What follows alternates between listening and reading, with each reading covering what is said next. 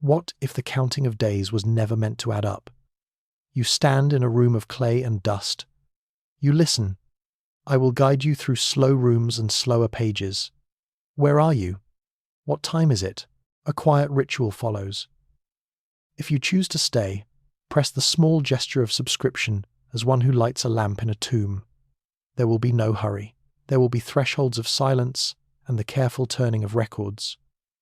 We will move slowly. We will not close doors we find open. There is a horizon that is easy to accept. The Sumerian king list extends in one direction, as if rulers, centuries, and city names were simply numbers, each following the last. A ledger, one thinks. A column of kings marching single file through the old dust. It is an alluring arrangement, a sequence that holds together the past in a line, a timeline pressed into clay and carried through the ages. Order asserts itself, unbroken. The chronology of Sumer rests on this, before all else, and so you bend to read as if there were one story. King, successor, king again. The first look tells you continuity. Names slide after names, numerals follow reigns. The present's calm depends upon this expectation, the ledger's comfort, the stable ground of rule after rule. You are told there is only one list. It is only later, in the pressed hush of the archive, or the understated focus of the work table, that silence begins to press in. The Sumerian king list, so long accepted as a singular line, does not stay obedient when pressed for more. Fragments emerge. Another copy appears from Lhasa. In Nippur, a variant. At Ur, a new column scratched in, slightly askew, disrupting the trusted alignment. The horizon fractures, softly, quietly, into alternatives. No copy matches a neighbor. You see it in the clay. The impression where a stylus once landed, paused, then moved on. There is a line, intended to be straight, that falters under a new hand.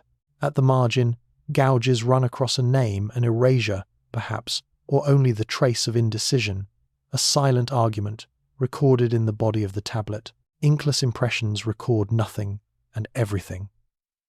Absence where a name ought to stand, the memory of hesitation. A gap pressed into wet clay and then fired.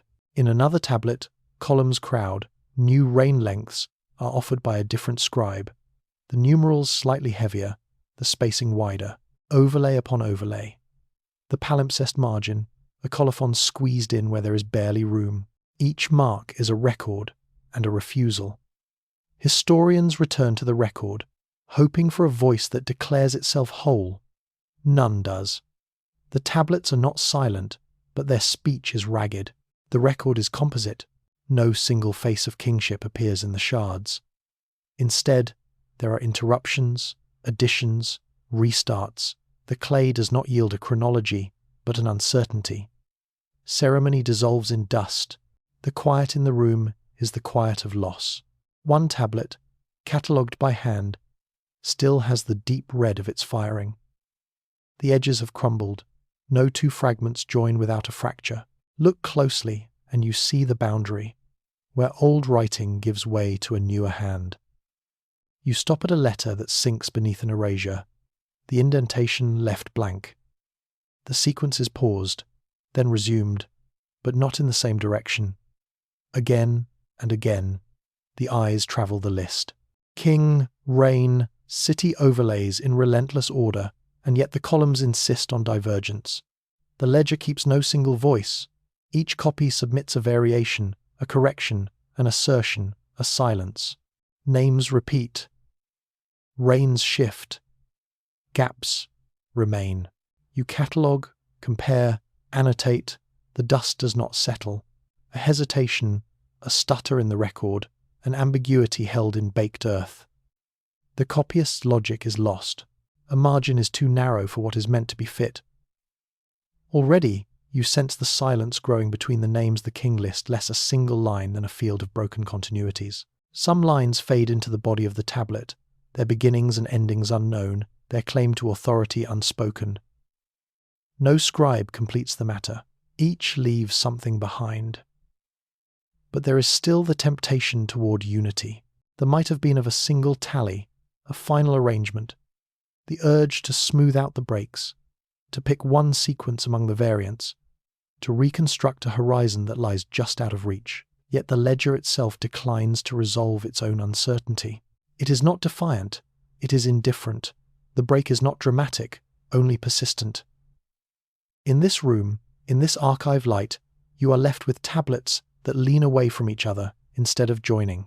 Evidence accumulates not toward closure, but toward the multiplicity of loss.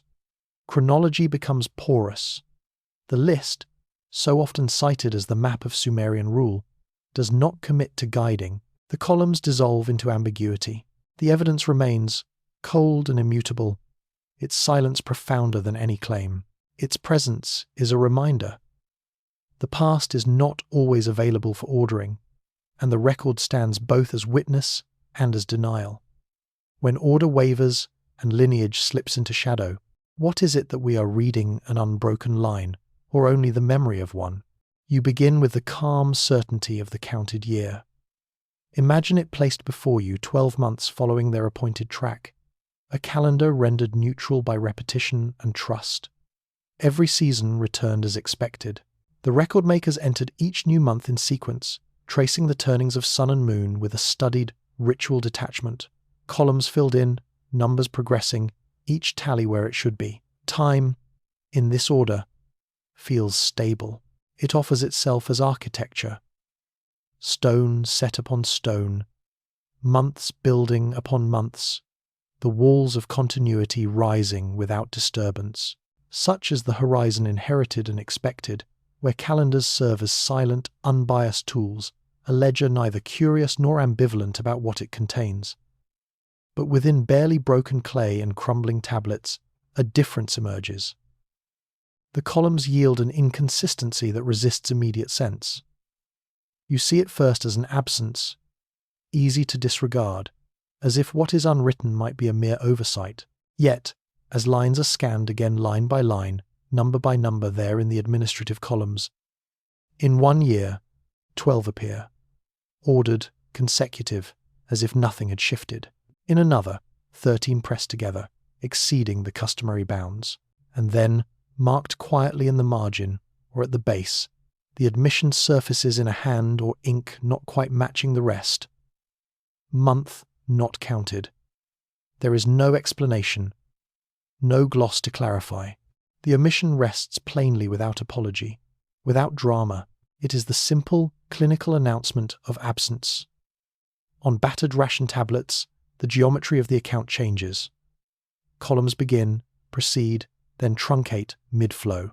In the clay, a visible break rides along the list, as if the numbers themselves are missing a rung in their own ladder. Account tablets, worn by handling or scarred by time, reveal gaps that elude easy repair. In some places, the marginal note appears in fainter ink or in hurried writing, crowding the border, the soft perimeter of accounted time. Pause here, as the observer once did, tracing that edge. You read the numbers, halt at the gap, and note the deliberate act of not recording what might have been had the months cycled as usual. The clay cools, and with that closure comes the moment when counting stops. Not a silence imposed by disaster, but rather a privacy inscribed by omission. Among astronomical diaries, turbulence is subsumed in data. Months enumerated not for their ceremonial passage, but captured in the gentle regularity of stellar observation. Somewhere, the year is closed with 12. Elsewhere, a 13th tips the balance. Now, a colophon offers its own verdict, a phrase tersely added, denoting the absence. These clay tablets, crumbling at their edges, bear the burden of what they do not say, as much as what is present in their burnt, sunken hand. Each fragment offers too little, but never nothing. Numerals truncate, marginalia wavers, yet the impulse to count does not disappear. One is forced into the role of watcher, one who sees and cannot fully know. Looking back, you recite the lines, the columns, the displaced months that lie folded into silence and repetition. What was once assumed as neutral and complete is now stretched thin, subject to interruptions of a kind that do not lend themselves to simple labeling. The act of omission is traced not in the reasons never voiced, but only in the architectural remains. Ration, account, astronomical note, each a remnant, each withholding. Even now, unarchived dust settles in the voids, where months have vanished. The tally is partial. The shadow grows longer as you return to the traces left behind. Over and over, the numbers refuse to settle into expectations, each tablet marking a slightly different departure from the ideal of constancy. You stand to the side of this silence, knowing that the past remains irreducibly private, each absence its own witness to a decision made and now unspoken. Perhaps, you reflect, the record's truest voice is the column left blank, the marginal note almost lost to abrasion, the edge where clay breaks exactly at the missing month. In this evidence, the architecture of time is disrupted by restraint more than excess, by the deliberate pause more than zealous calculation. The neutral tool of calendrical accounting is not upended by narrative, only unsettled by what it will not explain. The evidence is all there is. Its silence is bitter but absolute. Counting stops. Loss accumulates in the stillness where another month ought to stand. And yet, one question will not fade. Not from the columns, nor from the hand, nor from the space left open beside the numbers. There is an accepted horizon. You begin here, steady in the assurance that each tablet offers a single surface, carrying a unified and continuous inscription. In the faint light of storage rooms or beneath the gaze of quiet cataloguers, a tablet is turned its edge hard, its weight familiar in the palm. The expectation is gentle, almost ritual, that within these boundaries of fired clay or sun-hardened silt, the surface yields up all it holds, a record, unbroken, visible. Yet this horizon shifts. What if the sense of completion is only a comfort drawn from what the eye can meet? The evidence waits quietly, resistant but not unyielding. New imaging fields of raked light across shallow incisions, CT scans drifting through layers none could see, reveals a change in the texture of memory. Under the expected text, something lingers. The surface inscription, once thought definitive, now inhabits only the present of the clay. Beneath, another presence, fainter, abraded, lying just beyond the first register of sight. What had seemed whole becomes doubled, shadowed. In report, a tablet displays two sets of impressions, aligned not in parallel, but at differing depths. The surface declares what has been recorded: rows of numbers, names, brief directives. Beneath this, the scan resolves the prior layer. Subtle tracks of the stylus, following a pattern cut off by later smoothing, erasure, reinscription. The eye might notice only a slight variation in the flow of cuneiform wedges, a difference in angle, or the gentle hesitation at the start of a stroke. Traditional observation would leave these differences unregistered. The imaging names them older lists of months, rescued from their partial burial, overwritten by administrative tables. Tallies. Dates no longer standing in sequence, but part of a deeper negotiation within the clay itself.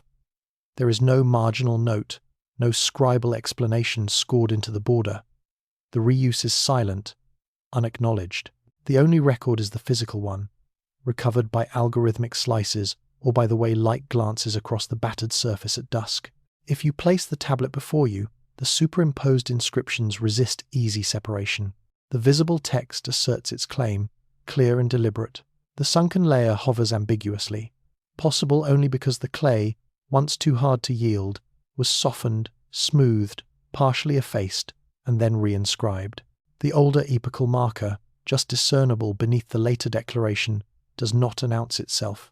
It persists quietly, a shadow beneath the surface gesture. Every impression is contingent. Every line risks being provisional. The continuity assumed of thought moving from the mind to the stylus to the final, sanctioned script is unsettled. If the earlier counting was scraped away to make room for newer reckoning, Memory itself is circumscribed. Material shapes how the past is permitted to last. The boundary between what endures and what is meant only for the present blurs and folds back on itself. In the silence between layers, a muffled history accumulates.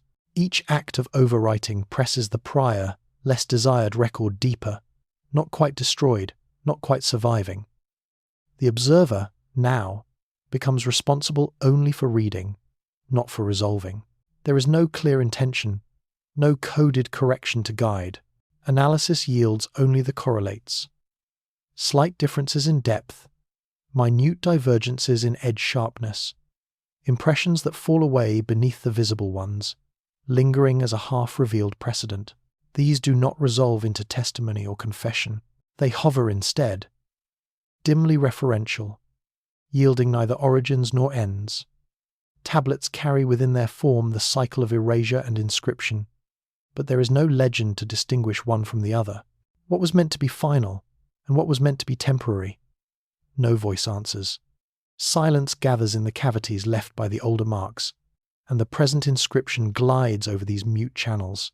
To encounter a palimpsest tablet is to meet evidence that resists closure. Your role is not to interpret but to witness this threshold, the interface of what is seen, what is lost, and what remains as spectral possibility within the clay. Each new tool sharpens awareness of loss, never dispels it. In the end, the material's compliance both reveals and withholds. Absence is not only a gap, but a form of storage. Layers lie upon layers, presence upon absence, certainty upon erasure. No explanation remains as to why counting was rewritten or why the past was consigned to silence. What endures is not the record, but its interrupted unfolding. You read contents arranged and rearranged by invisible, unspeaking hands. The administrative data stands over the vestige of an earlier world, and their coexistence is unresolved, measured only by the evidence itself. How do you know which inscription was meant to be permanent and which was meant to be hidden? It begins in what many call the accepted horizon. Along the slow sedimentation of centuries, amidst the dust that layers itself in even intervals over objects and archives alike, a quiet, reliable structure emerges. Dates, impressed not with flourish, but in formula, methodical as sunrise, on the yielding clay of stoppers and the sealing discs that once tethered one vessel's contents to another's memory. Each year name, precise as an administrative hand, is placed with the confidence of function, an anchor in the shifting tides of recollection. This is the foundation, it is said. The jar, the tablet, the seal, each holds its date, sealing time as firmly as contents. With this, the past can be indexed, measured, arrayed in lines that seem as straight as the marks themselves. Yet something remains beneath, grainy and reticent as silt. One moves from the horizon to the uncertain ground below, and there, in the subdued light of excavation, record, and re-examination, a different kind of evidence emerges. Not loud, not chaotic, but destabilizing in its stillness. The record, always generous with its surface, withholds at its core. There exists a corpus, unassumingly at odds with the very certainty that brought it to light. Cylinder seal impressions, mundane enough at a distance, reveal their tension only on close encounter. Some remain pressed into the mouth of an old jar, others on discs or stoppers, still others buried in the collapsed corners of a lost archive. Years pass through them, not as a singular current, but as cross-cutting streams that refuse to cohere. Here, the evidence accrues with the rhythm of repeating ritual. A seal is pressed, and then impressions stand side by side in the same clay. They do not blend, they do not erase. Occasionally, each impression bears its own year name. These names are factual, formulaic, unsigned by doubt, and yet, standing together, impossible to reconcile with the chronology implied by their fine spots. The stratigraphy stratifies less than it promises. Context mismatches label, and the archive begins to stutter where it once sang. Some impressions, bound in the same clay matrix, provide not a single moment but a silent contest. Two inscriptions, two dates, each insisting yet neither prevailing by mere presence. The year names do not match the levels where jars are uncovered. The archaeological earth and the administrative mark drift apart silently. No fanfare, no adjudication. The acts of observation multiply. Each impression is noted, its contour measured, its direction of twist described, the character of the year name transcribed in the archivist's hand. The jar stopper, cracked and root-marked, is photographed from multiple angles, grayscale and colour, at intervals of dust and shadow. Then, the impression is catalogued. Its details compared. Impression against impression. Seal against seal. Stratum against written year. Always, the process is circumspect. The evidence is offered up, retained precisely where it wishes to linger, and not one margin further. The catalogue grows, and yet so too does the expanse of silence between entries. Each observation carries the same weight. Each note is made with the same absence of interpretive reach. What is present is described. What is conflict is merely recorded. The uncertainty is not revealed in the record, but by the hesitation you sense as you touch the edge of the tablet, the fragile rim of a stopper that has outlasted all its handlers. You wonder about the mechanism, the intention, the administrative hand, but these are abstractions now. They are not present, not described, not even truly invoked. What remains is the evidence, and the unsettling quiet following each observation. What is meant when one sealing practice leaves 2 years upon the same patch of clay? What do you do when the chronological promise of the archive is interrupted by these silent conflicts, neither violent nor obvious, merely unsolvable? No explanation is given, and perhaps that is the only honesty the dust will allow. There is a cyclical pull, a drawing back to the record and its persistence. Seals preserve, but also withhold. Light falls at an angle, tracing an edge before vanishing into the powdered silence of the storeroom. Measurements are repeated, notes are made, but the contradiction persists. Even now, as fingers retrace the shallow ridges in the clay, the archive withholds more than it yields. In these palimpsests of authority, year names become shadows of certainty, and the jars sit motionless, keeping the silence that accumulates between impressions. You pause to let the absence become palpable. The dust, undisturbed, keeps both impressions. The jars gather silence, as they once gathered contents. The ceilings hold multiple years, preserved contradictions, unbroken by any interpretive hand. In the end, what is preserved is not a mirror of continuity, but a dense, sedimented uncertainty. The continuity of the past, so carefully constructed, finds itself undone by the pressure of evidence unwilling to align. The question is not whether a date was given, but which, if any, became real in practice. There is a horizon in the earth, acknowledged and mapped, a threshold of sediment and stone that accepts the long story told by regional stratigraphy. In this system, each layer lies beneath another, silence pressed into slow accumulation, order constructing a chronology by its very presence. It stands, at first, as a form of reassurance, a quiet protocol of ages, each era lending independent anchors to the calendar of human trace. The river, ancient before memory, delivers its burden to the plain, leaving terraces and veneers, an archive of patience and repetition. It is accepted, mostly without question, that slow alluviation, earth laid over earth, marks the rhythm of the landscape's repose. Human histories are fixed to these intervals, their beginnings and ends tethered to strata as if to the spine of the world. This is the given. This is what the river appears to promise. But there is an interruption in the record, a place where order falters, traced not by speculation, but by what resists interpretation, the evidence, plain and measured, that will not slip quietly into the expected sequence. Cores drawn from the river's margin show, amid the familiar layering, a stratum set against the grain of normalcy. It appears in the split faces of sediment, abrupt, cold-banded. Each sample reveals not the fine gradation of slow build-up, but an anomalous layer, discrete from the surround. You find it not with a flourish or declaration, but with the deliberate act of coring.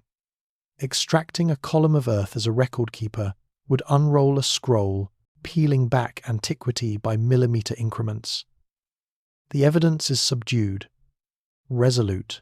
There is a distinct silt band, paler and more cohesive than those around it, its margin sharp against the darker substrates above and below. Its texture can be felt under the fingernail, finer yet more densely packed, offering neither the reassurance of gradual transition nor the noise of mixed deposit. Instruments register an abrupt fining upwards. Larger particles yield in a sudden boundary, grain size dwindling with such severity that the measuring eye must pause. The transition is not a gradient but a line, a division as if drawn in silence. You log the grain size distribution, numbers arrayed in columns, peaks, and troughs that do not fit the expected curve. The stratum does not explain itself. It only presents, in the data, something set apart. Macrofossils appear, not scattered but confined, trapped within the compacted edge of this layer. Their shapes remain roots curled, charcoal flecks, fragments of seeds, matter touched by water and cut off by time. Yet, even the origins of these remains seem bounded. Their dating reveals a brevity of deposition, a parenthesis in the broader history. All these pieces are measured, sampled, tagged, prepared for further analysis, but not for verdict. There is restraint in the act, a refusal to supply meaning too soon. No narrative is crafted around the layer, only textures recorded, numbers written, organic fragments preserved in silence. To describe is permitted, to conclude, withheld. And what, you wonder, is truly recorded here? The habit of explaining wavers. The horizon in the terrace, once expected to be a feature of patient accumulation, a slow procession of silt and passing years, now shows something else. There is tension, a subtle agitation in the record that does not resolve. If this solitary layer marks a sudden rearrangement, then what of the human chronologies anchored in the earth above and below? Do they still commune quietly across the margin, or are they separated now not by the gentle unfolding of ages, but by a gulf shaped in an instant, a silent event, isolated and inscrutable? Measured evidence alone is offered. The rest remains mute. The river, in its own time, returned to its former drift. Sediments resumed, the terraces grew, the silt smoothed over exposure. Today, most would pass the stratum by, dismissing it as but one more fossilized gesture. The layer itself does not insist. It remains solitary, its edges keen, holding silence on behalf of everything unmeasured between. Each recorder of the earth may set down the parameters color, thickness, the precise ratio of particle to void, but the layer is not compelled to yield purpose. One can sit, quietly, at the core's cut face and regard the evidence as it presents itself. Silt and grain, sharp division, organic matter stilled inside a single band. All context above and below stands, yet here the world narrows to this solitary interlude. There is no attempt, here, to weave together the cause, the effect, the long, invisible hands of rearrangement. The event, if event it was, remains unnamed. The record stays, unknit, unclothed by story, estranged from simple time. The terraced horizon, so sure in its order, carries a mute pocket where certainty dissolves. Memory falters, count fails, and yet the layer endures, dumb and distinct, a wrinkle locked beneath the earth's surface. The archive closes its pages, save this one. Observation notes the discontinuity, catalogues the measurements, and falls away from conclusion. The band, abrupt and solitary, absents itself from explanation, neither confirming nor denying, merely holding the space between. What does a sudden layer in the earth keep from our count? You begin with what is known or what is held, quietly and without question, as the boundary of trust. Years are recorded in sequence, ring after ring inscribed within the wood, each a thin passage acknowledging growth, season, the muted rhythm of endurance. Dendrochronology, the discipline names itself. It is a horizon both accepted and unremarkable, that the trees will always remember, that the rings will always remain tethered to the calendar's unbroken march. This belief is procedural, almost silent, a protocol sought and repeated, the same method with each timber in each place, seasons of sampling. Increment borers twist and bite into the trunk, extracting evidence in slender cores. Later, the room is cold and filled with dust. The cores are handled with gloved care, laid flat, the scale resting beside them, each millimetre allotted a patient gaze. Light falls in a particular way on the surface of the old wood, and in that pale illumination the promise is always the same. Measure, record, assign, align. Then another, and later more. The rings falter. Where there should be the steady, unbroken dance of abundance and lean years, there is hesitation, a stutter in the grain, or nothing at all. The ring narrows to a hairline, then vanishes into absence. Not a flaw, not decay, simply missing, as if a season, or a year, or more, is withheld.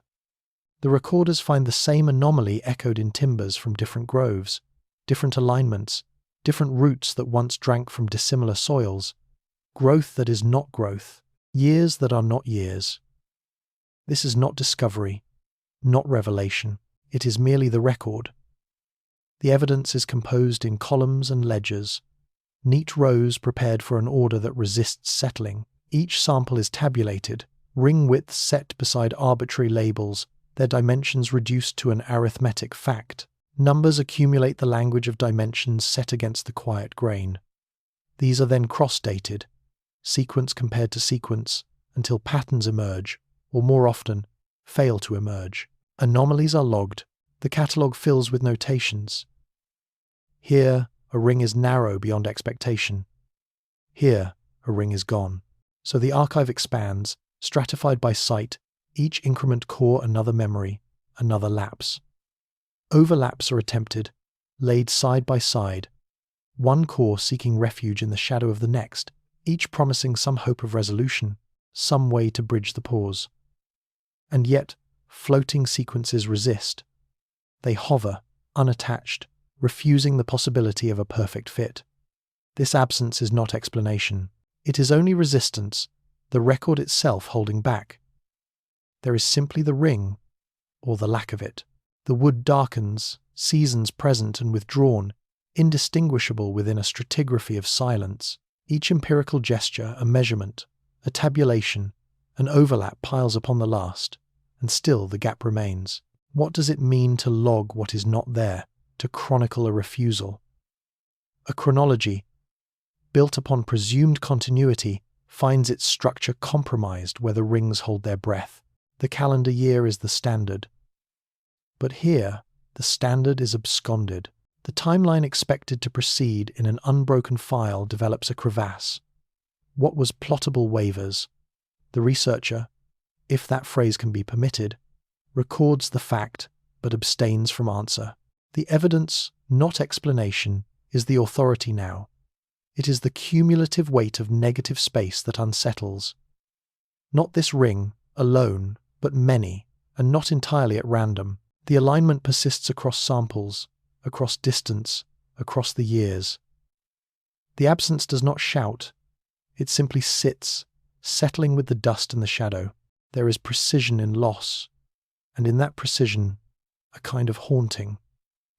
Imagine, if it is possible, scrutinizing the archive in search of certainty. Patterns yield to ambiguity. Alignments to recession. Records stratify by site, by species, by elevation. But the discontinuity does not answer to origin. Only the statistical tables accumulate, referencing narrowness, absences, pairs with no anchor, years that do not bridge. The floating sequences persist a chronology that cannot be fixed.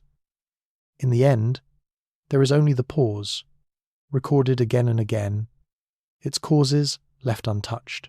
The core sample encodes a secret, wood that darkens, rings that contract, a chronology that is interrupted.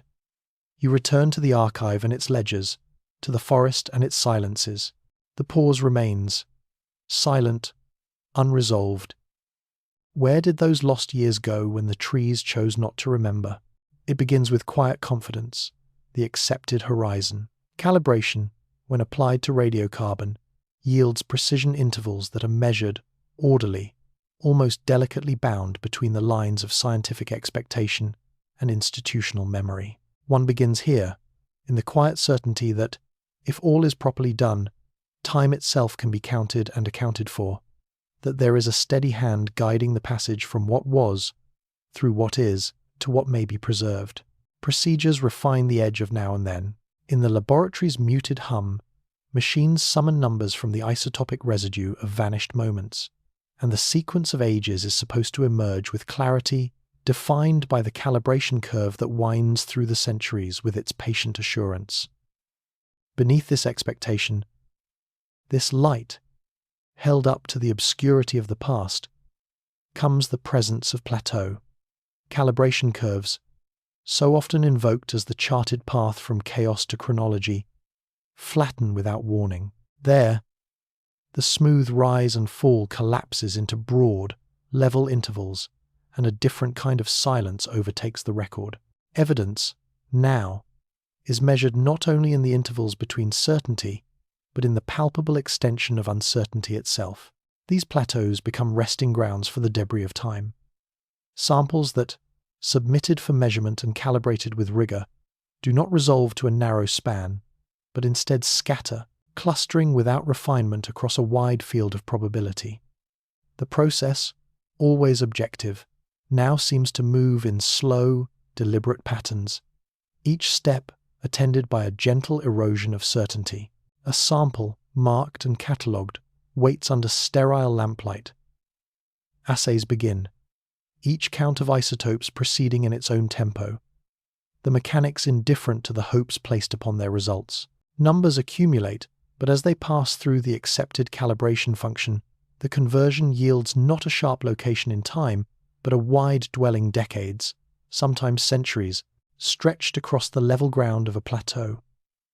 Laboratory reports, carefully notarized and archived, show replicate assays of the same cellulose, charred bone, or desiccated seed.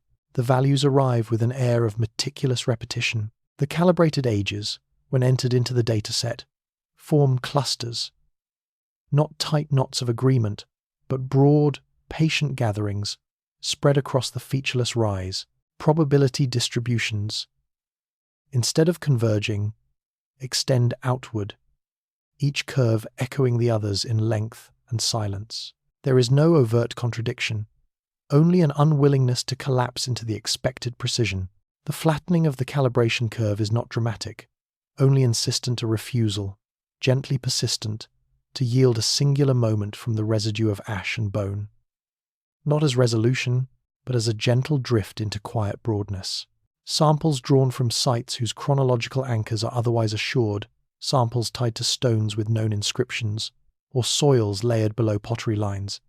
Yet, when measured and calibrated, hover uncertainly, the dates refusing to settle. There is no fault in the process that can be named. Isotope counts are recorded, corrections applied, functions traced with care. The probability remains distributed, and the plateau persists.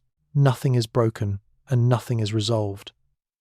Temporal scaffolding, chosen to support the weight of history, begins to loosen. Each calibrated result, though objective and replicable, diffuses into a range that cannot be confidently recruited to support one narrative over another.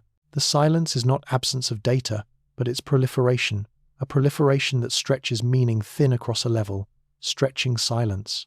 The past, rather than narrowing, opens outward, space accumulating between what is measured and what is needed. In the laboratory, the machines continue their work. Witnesses, if they can be called such, make note of each result, enter each number into the ledger, and move on. The procedure cycles, each repetition confirming the contour of the plateau and the calibration curve's quiet refusal to resolve. The regular hum persists, and the record grows not sharper, but deeper, layered by hundreds of measurements that echo the same uncertainty. The curves flatten, indifferent to context, to expectation, to need. Time's thread grows slack, and the artifacts remain suspended within this slackening. It is, perhaps, a kind of loss that resists articulation. What can be said when what survives is not the absence of evidence, but its profound, ordered ambiguity? To watch the curve flatten is to encounter the limits of method, where the reach of measurement yields not closeness to the past, but its enduring, unresolvable breadth. The contours of certainty dissolve, leaving only the careful record, the unyielding shape of the plateau, the silent accumulation of possibility. What remains when the very measure of time insists on blurring its own horizon? Begin with a simple expectation. Lean into the reassurance of constants. Let the world be measured, balanced, knowable by the repetition of familiar units. A scylla is a scylla. The mark is the mark. The reckoning is the same from one list to the next. Across territories and dynasties, stone-walled or reed-bound, the horizon of measurement is drawn as if it cannot move. Metrology is a pillar. It is stitched through the imagined fabric of order and control, the silent backbone of every counted storehouse and allotted ration. You sink into these ledgers expecting the world to remain level beneath your feet, for the size of what is recorded to hold steady, month after month, year upon year. The future appears flattening in its predictability, guided by the same hand, the same thumb pressed into the clay. But in the dust and half-light of a corpus newly opened, the evidence waits, stubborn and silent. It does not rush toward you. It does not raise its voice. The narrative shifts, one pressing at a time. You turn the tablets, the break of one surface, the labor of a different scribe. Where you expect sameness, something unsettles. Columns of numbers, incised in the same rigid hand, then meandering, then sharply corrected. Margins that carry notations, conversions, cross-outs, fresh units written beside the old, squeezed into a line where none was before. A ration list unfurls. Identical, except for the thing that refuses to be identical, the sealer, once a vessel of fixed dimension, now stretching or shrinking within the silence. The quantity is recalculated, the standard replaced. There is no announcement. There are only marks weighted with implication, starved of explanation. You notice it as one might notice a shadow at the edge of a room, persistent and then unmoving. First a slip in the flow of numbers, their steadiness buckling, then a marginal note, the awkward hand of a second scribe inserting a conversion, a moment where old and new units mingle without preface. The annotation is not addressed to you, not even to another. It is a memory left for no one in particular. Another ration list. Mid-sequence, the column of figures recalibrated. The surface of the tablet is scratched, as if the boundary between units were contested, but never declared. Ledger-like is how the record is described, an architecture of quantification. Columns rise, governments change, yet the structure persists. Numerals, indices, annotations, curled and cramped. Here, a new standard marker, pressed with care over a fading predecessor. There, a series of corrections, careful but never explained, as though the recalibration was less a revolution than a quiet overlay, a slip of new clay atop the old. No attempt is made to justify. Nowhere in these margins does one find the voice of authority or protest. No scribe declares, no supervisor signs. The rule arrives as a fact, unheralded, not disputed. The clay closes in around the change. The technical tension is palpable but mute. If the unit is reset, then each quantity before and after becomes elusive, receding from reach. A year's worth of rations becomes legible only within the boundary of its standard, paired to a moment, orphaned by the next. The process accumulates. Months accrue, tablets thicken, and the memory of what the measure once meant is layered, fragile, provisional. The horizon shifts, and what was stable is revealed to have been contingent all along. Comparative reckoning, year to year, reign to reign, stock to stock, dissolves unless you know whose standard is imposed, whose silence governed, whose hand recalibrated. The ledgers do not explain themselves. Instead, you are left with the rhythm of adjustment, the faint echoes of decisions rendered at the edge of record. Standards are overwritten, not argued. New rules step in without fanfare. Still, the evidence remains, compressed and fine. Numerals lined up resolutely, a sudden squaring off, an erasure becoming visible only in the angle of a stylus or the depth of a groove. You are asked to reckon with measurement as aperture, memory as haze. Silence is layered into the record, not just in what is not said, but in how the transition occurs, in how seamlessly the new rule is seated atop the old. To read is to witness absence. The missing commentary, the vanished justification, the unrecorded transition, the storehouse, the actual grain, the counted jars, remains outside the tablet, mute, governed by a standard that drifts and settles with no explanation. When does a measure cease to be itself, and who decides if it has changed at all? Which standard governed the storehouse that never speaks? It begins with a calm horizon. Names for the months, matched easily to seasons, shared from city to city. There is a promise of order here, unbroken, a world in which every crescent of the moon is tied to a word, every season quietly intoned in a name. This horizon is broad and placid, a certainty accepted without question, as if the passing of time was the same for all. Everywhere a single calendar, silently binding regions together in a mutual reckoning. This, too, is a kind of silence. The hush before evidence stirs, yet the evidence stirs. Lay the comparative lists side by side, and something faintly disruptive emerges, barely audible at first. The columns, inscribed in careful hand, do not replicate. The month names shift.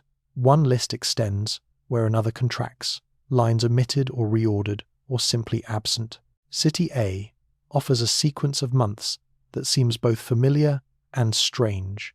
Months named differently. Months not present at all in the next city's accounting.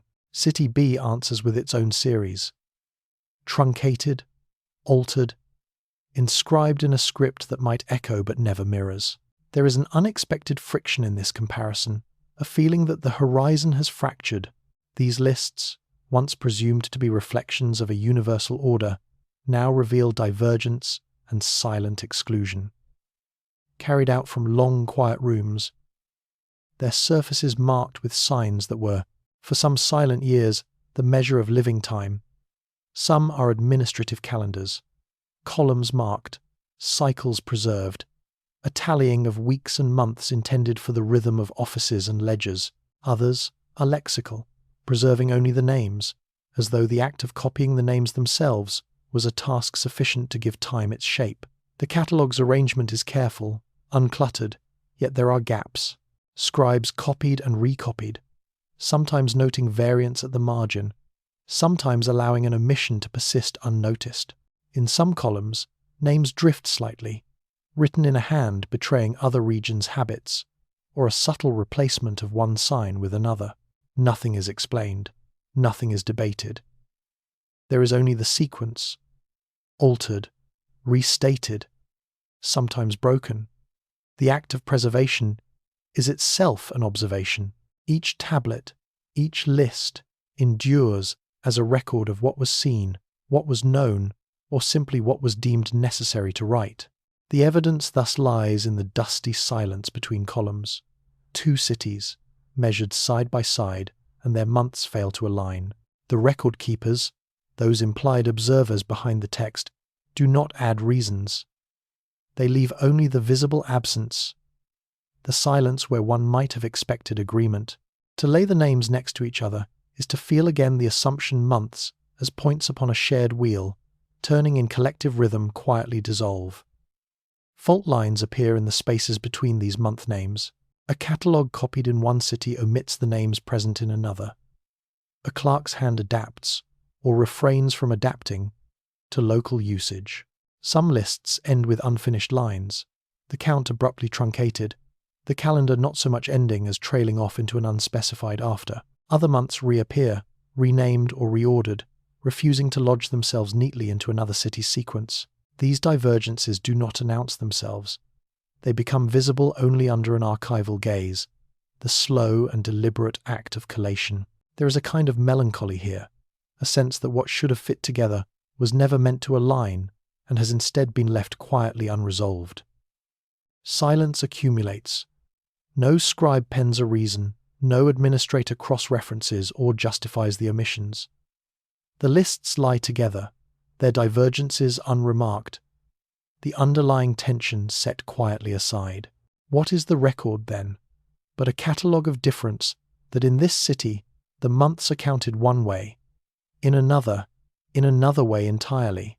The evidence gathers, heavy and mute, offering no explanation, only the visible rupture in what was assumed to be shared. As you turn back to the columns, to the names written and rewritten, there is no resolution, only repetition. Each tablet is a threshold, a place where practice and memory and time itself might have parted ways. To compare is to stand at the edge of understanding, to watch as lists misalign in the silence of stone and dust. Did the people live by the count of City A, or of B, or by some unpreserved reckoning that leaves no mark? Was the calendar a common frame, or only ever a local transcription, housed in separate walls, quietly diverging behind the illusion of sameness? Which calendar did they truly follow when they stood on the threshold of a new month? In the hush between counting and naming, the horizon has always seemed fixed. You know the boundaries, the edge of sky against earth, the measured march of stars and planets, the clean division of night and day, all accepted, all entered into the ledgers of knowledge, unchanging, or so it is maintained. The texts of augury and omen, those brittle witnesses, you approach with the assurance that elsewhere the same celestial anchor points are honoured. Epochs supposedly converge, the ephemerides matching calendar to sky, and each omen a sign set within the unbroken chain of recorded time. This is the comfort of a shared order, the world entrusted to pattern and regularity, even as ink fades and tablets settle into dust beneath careful fingers. But within the cases, set apart from the rest, there emerges a quiet disagreement, almost silent, yet present in the tablets themselves. The omen lists refer again and again to epochs that do not echo with the standard 0 points of known astronomical reckoning. The celestial shorthand changes, an eclipse described, but its moment calculated from a genesis no other record seems to mark, a conjunction of planets. But the era named is not the era others invoke. These omen tablets bear their difference not in shouting but in the substrate of their notation.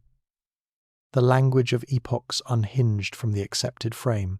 The evidence insists, not by volume, but by persistence. On these tablets, the cataloguing of event and anchor is explicit. One line, a lunar position, traced to an epoch phrase whose meaning fails to resolve to any calendric beginning outside this set of texts. Another, the naming of stellar configurations, placed alongside tables meticulously compiled, whose columns do not reconcile with the canonical lists. The hand behind these records is careful to note. Aligned, transcribed, sorted, and yet the grid remains incommensurate.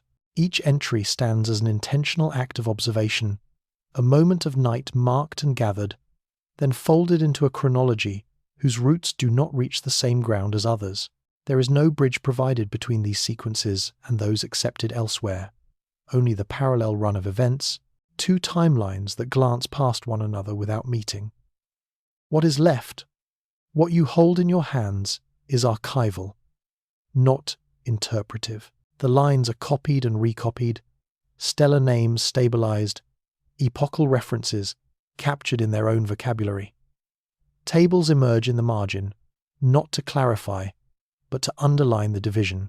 In each, the effort is not to explain, but to preserve. The ink is dry, the gesture complete. The silence of explanation echoes from each column, each entry. No hand returned to append a clarification. No later scribe inserted the missing key. The absence is as heavy as what is present. Omen follows omen. Date follows date. But the ciphers remain unbroken. The evidence does not yield the comfort of certainty.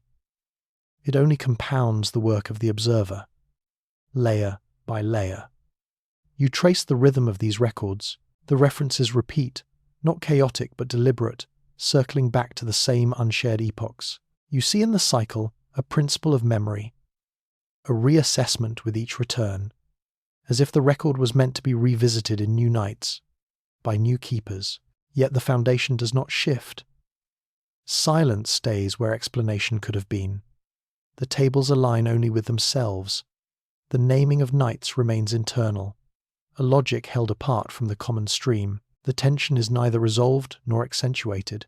It simply persists, a quiet fracture in the sky's narrative.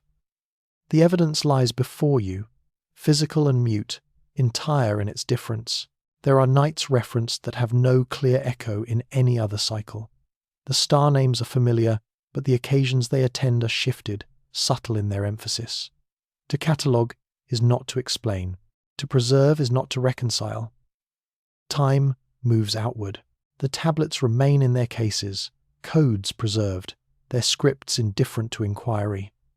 The records exist at a crossroads, the silence before, the silence after. Beneath the glass and the stillness, the same question returns, unchanged, unresolved. The accepted horizon is this: erasure, when it occurs, is accidental. It rides on the coattails of damage of stone chipped through time, of clay worn, flaked, and crumbled. The expectation persists briefly, momentarily unchallenged, that the absence of date, of name, of regnal mark is a byproduct, a silence invited by nothing more than the quiet attrition of centuries. Before you, the objects align in faded order, each bearing their own weight of years, seeming casualties of nothing but the inevitable. The horizon remains untroubled. Then, the evidence asserts itself with the gravity of facts, quietly set down, not the gradual drift of time, but method intention. On the clay and the stone surfaces, the signs are undeniable. Where anticipation suggests a mark should be, there is a groove. Where the ritual of recording would have required a year, a ruler, an event, there is instead a deliberate incision, painstaking, precise. Archaeological inspection slows time, frame by frame, photograph by photograph, each image capturing the scene not of slow loss, but of active removal. Not every surface is marked equally, but where the erasure is found, its character repeats. The same motions traced along parallel objects, the same scars visible among different artifacts, the sense of procedure rather than accident. The ceilings show it first. At what would have been the periphery of a cylinder's impression, chisel marks feather the signs, faint repetitions, consistent, clustered at the edges of formula, squeezing the regnal indicator inward, scraping date formulas until the surface is newly blank. No flourish, only the static rhythm of excision. It is not the chaotic imprint of breakage. It is a systematic labor, a muscle memory moving through clay. On tablets, the intervention speaks in shallow furrows where dates once nested among the cuneiform, left behind as traces, negative space outlining the arrangement that should be still visible. Grain by grain, the incision runs, not deep enough to destroy, deep enough to erase. The catalogue grows to accommodate these findings. There are photographs, offered up to scrutiny under raking light, the angle chosen just so to pick out the cut. Microscopic rubbings reveal the absence even more starkly. The area of erasure stands in relief, unable to pass as breakage, unmistakably the product of tool over time. The catalogue entry is a line set with care, noting what is not there, a painstaking inventory of negative presence. Notations surface in the margins. Here, an expected date has no trace. There, the regnal formula is suppressed. Elsewhere, the groove is so fine it almost escapes the lens.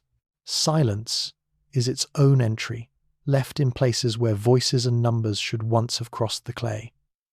There are no forwarded stories about intention. The record keeper's note without embellishment or theory. The index refuses motive, leaving you with pattern, not purpose. In the archive, both the artifact's stillness and its wound become evidence equally weighted, equally inscrutable. The reports do not speculate. They restate the finding. Repeated, localized erasure, typically and only at those signs that anchor the artifact's place in time. The groove runs along expected lines of meaning, so that the erosion is not random, but methodical. It is the calm hand of someone with an order, someone for whom the signified date is an excision, not a loss. You circle the evidence. Once, twice, a third time. The marks gather in the record, not sufficient for explanation, more than enough to disrupt the accepted order.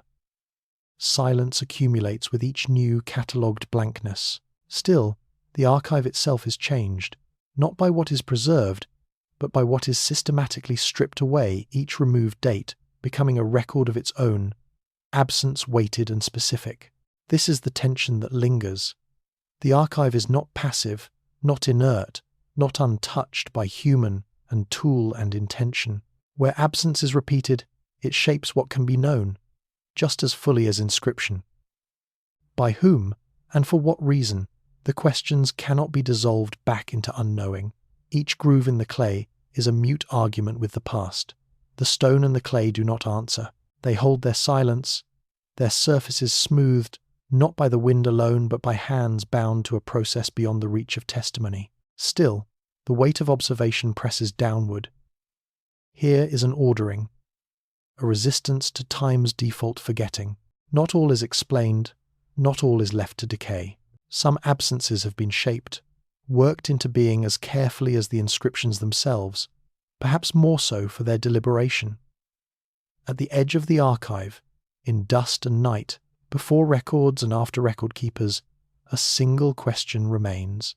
Who chose which dates to remove and why? First, there is the horizon you are trained to believe in. The cut of one soil into another, the dividing of light deposits from dark. Stratigraphy arranges the world by descent, the newest above, the oldest below. A simple logic, like sediment in a riverbed. Each stratum a chapter, each deposit a careful testimony in compacted earth.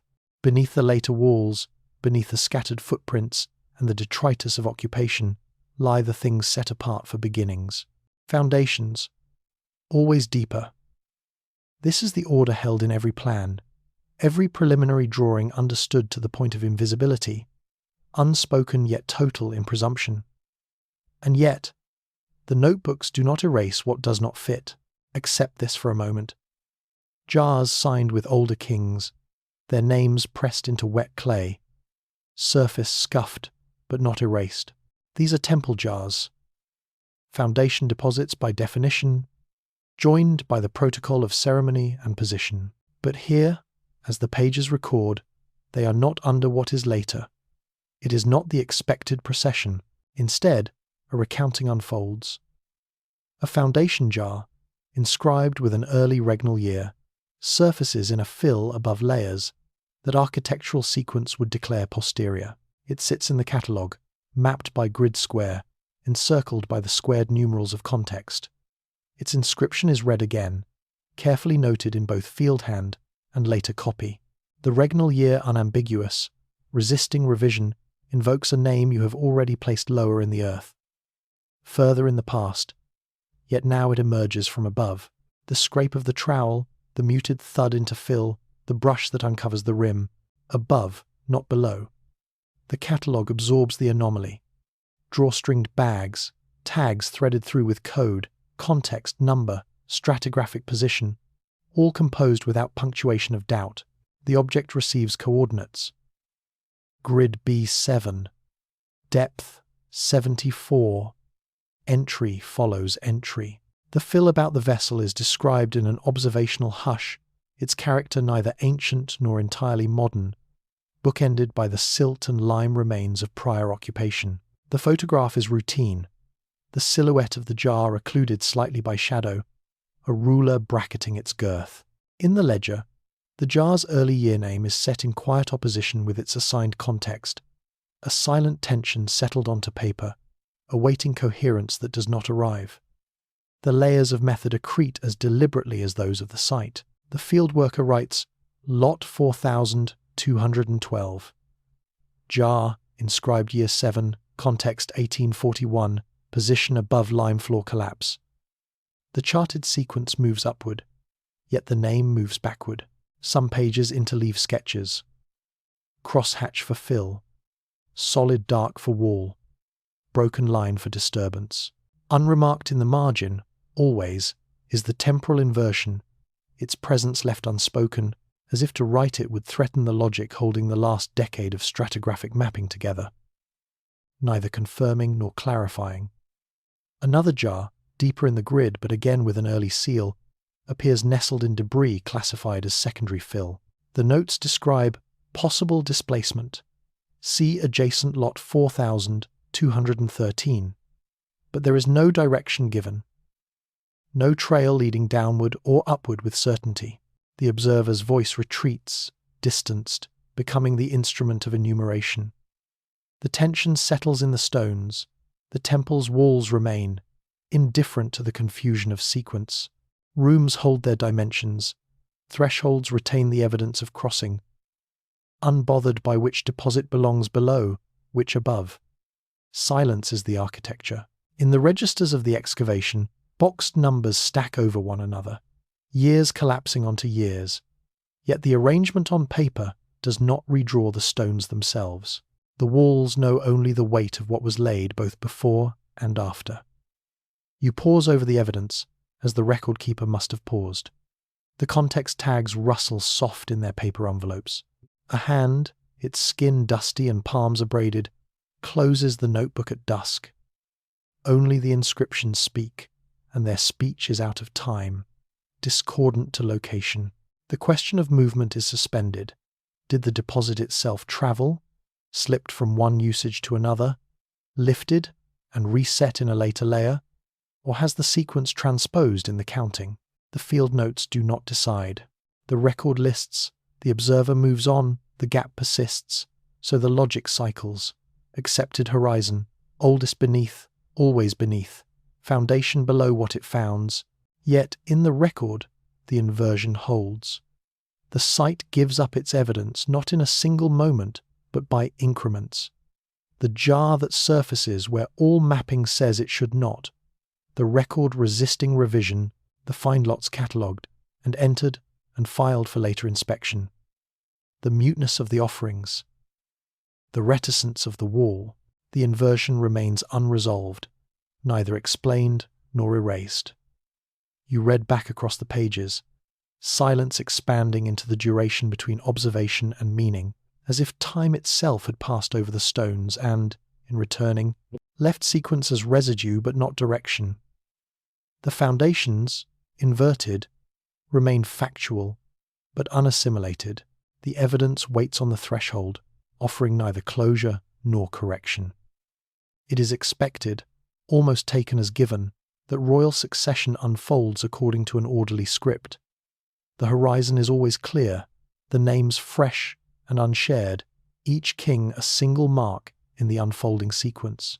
In the regularity of the record, the sovereign era is measured by unique signatures, one following the other, eras defined and enclosed by unambiguous boundaries. The charts, when displayed, lay out authority as a direct, linear progression.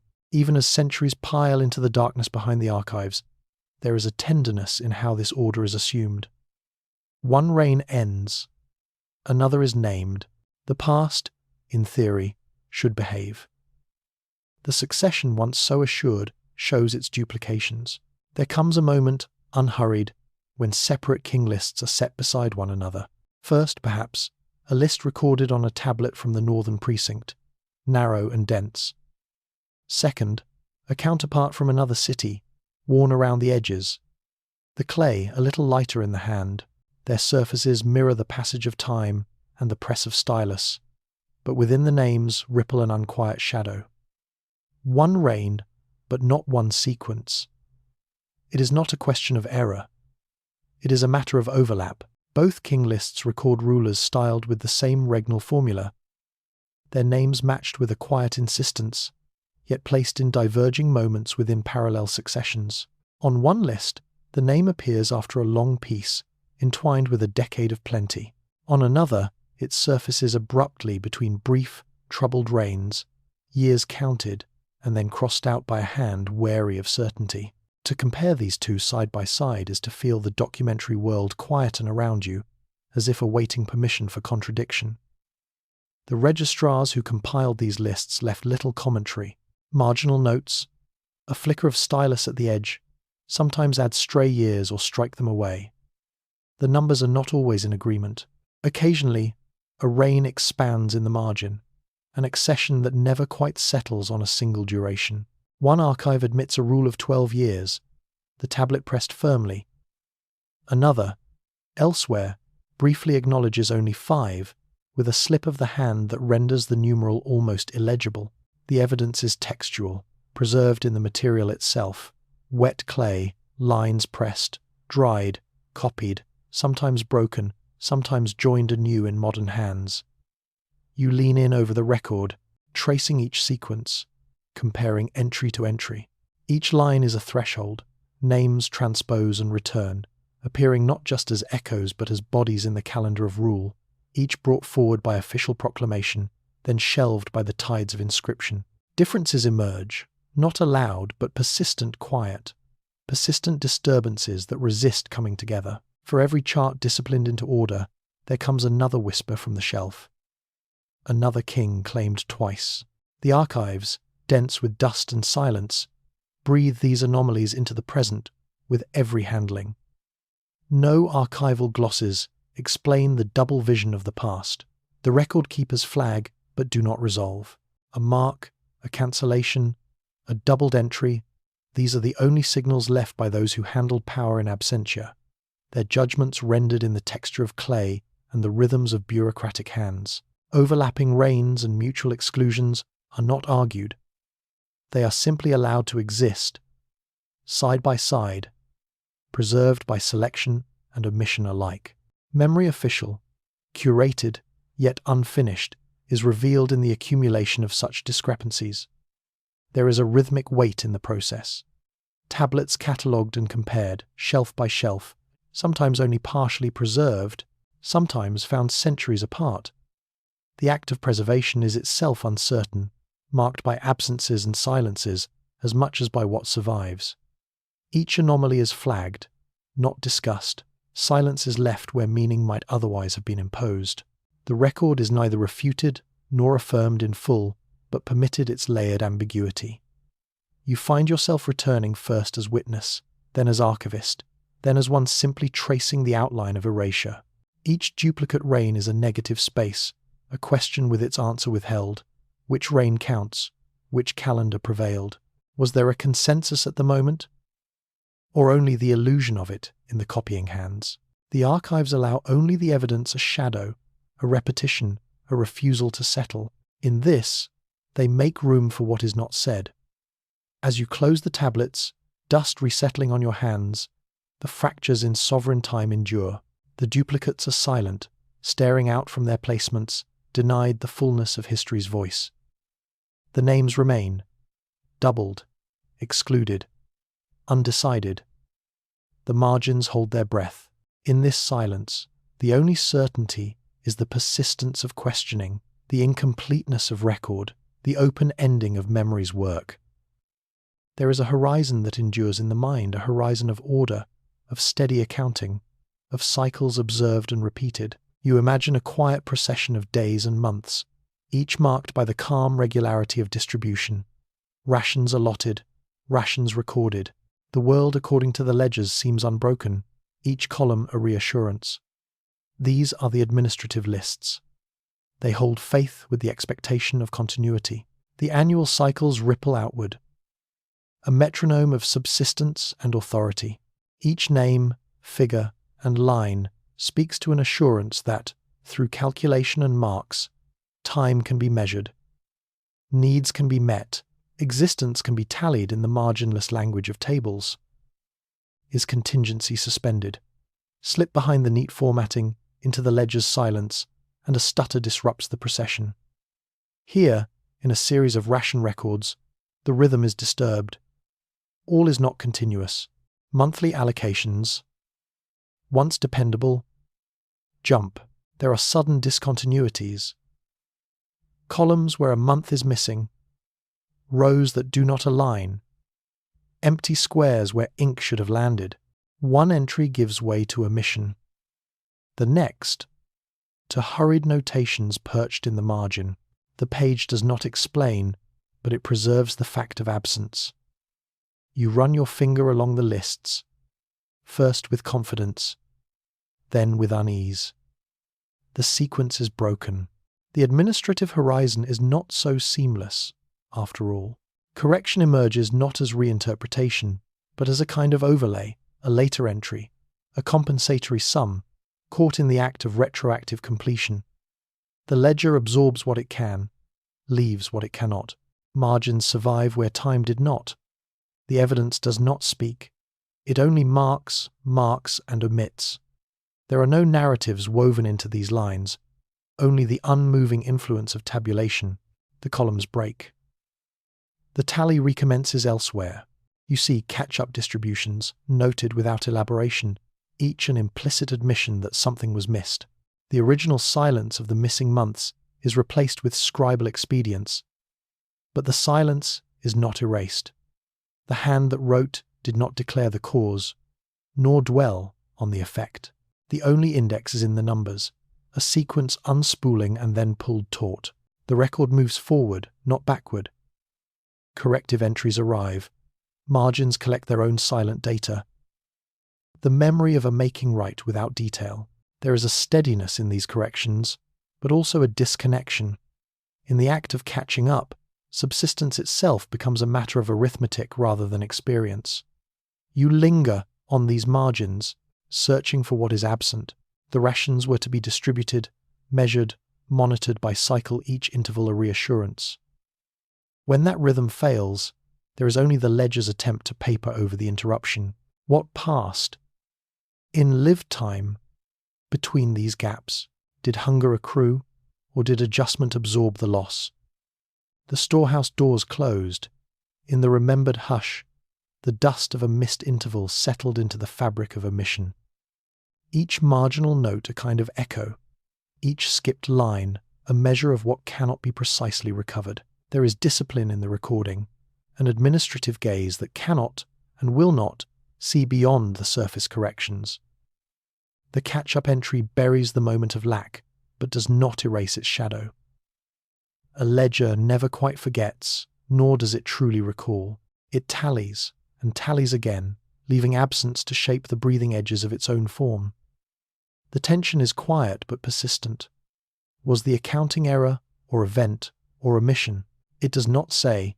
It only asserts, each time, that the corrective has been applied, not to a specific instant, but to the ledger's sense of itself. Time becomes fluid within these inks and marks. What was missed is made present not as a remembered interval, but as an administrative amendment, a balance restored by decree. The ration is given after the fact, as if time could be retroactively nourished. The page remains, a record and an absence intertwined. Somewhere, beyond the reach of ink, months passed, experienced or endured, but unaccounted for in the record's own logic. The storerooms are closed, the margins drift further into shadow. How many months disappeared into the space between one allocation and the next?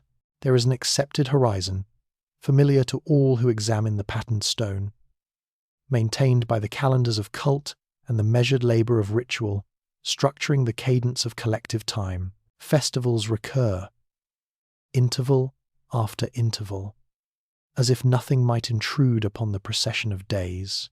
The seasons in procession, rites braided into the weave of communal memory, each recurring moment marked and remembered, carved into the surface of certainty.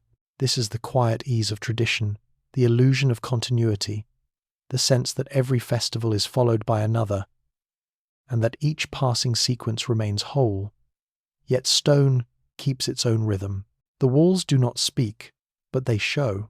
You step into the dusk-hued shadow at the temple threshold, eyes adjusting to the softened light, hands tracing the edges of the carved lists that march along the interior. Each inscription a record, a sequence, a naming of days and observances, sometimes meticulously spaced, sometimes compressed, sometimes interrupted by a void. The festival cycle, long deemed seamless, reveals its interruptions, its elisions. What is missing is as present as what remains. The evidence is epigraphic. Here, nothing is theory. Everything is stone.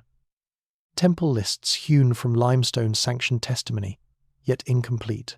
Some sequences are clear, each festival named in measured succession, the intervals carved in practiced hands. But elsewhere, the cadence changes. A gap, a silence in the record. The eye searches for what should come after the Feast of Renewal, and finds only blankness, the chiseled smooth space where another date might have been. Compressed observances. Entire months telescoped into a handful of glyphs. The stone offers no apology.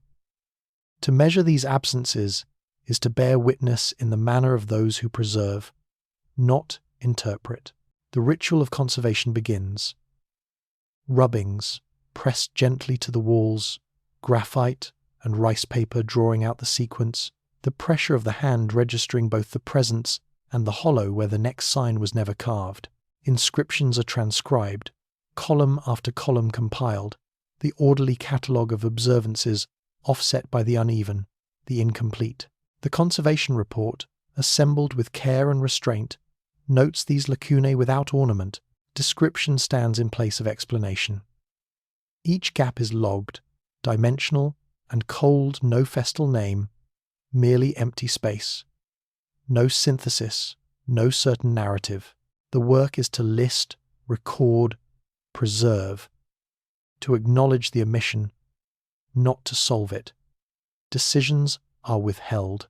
If festivals were intentionally compressed, elided, or reordered, the calendar itself contracts and expands like breath, the sequencing of communal time revised in the quiet privacy of the sanctuary.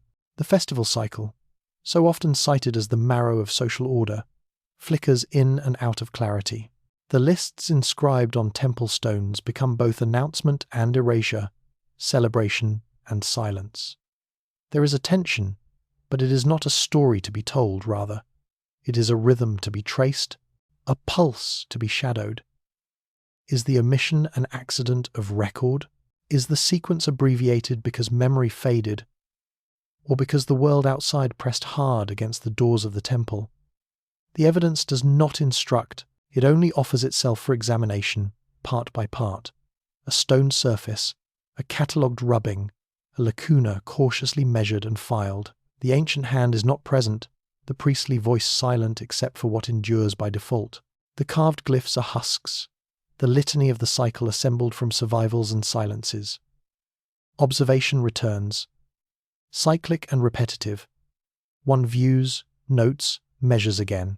The intervals between festivals grow heavy with implication. What is measured? The density of ritual, or the weight of what has fallen unspoken. The absence becomes its own record. The festival lists are both continuity and censure, shaping time by what is omitted as surely as by what is inscribed. In the temple dusk, dust motes moving across the stone, the passage of observance and non-observance persists with equal authority. The record remains. Cycles incomplete. Sequences visible and withheld. No assurances attempted, no comfort supplied by the catalogue. Instead, the stone asserts its authority through what it both includes and refuses to reveal. The litany holds, but the spaces between names grow wide, and the voids come forward, measuring silence as another kind of right. The festivals stand, but in the spaces between them, a new kind of order quietly asserts itself, as disquieting as it is silent. The horizon is accepted, not asserted, a quiet contract with the night.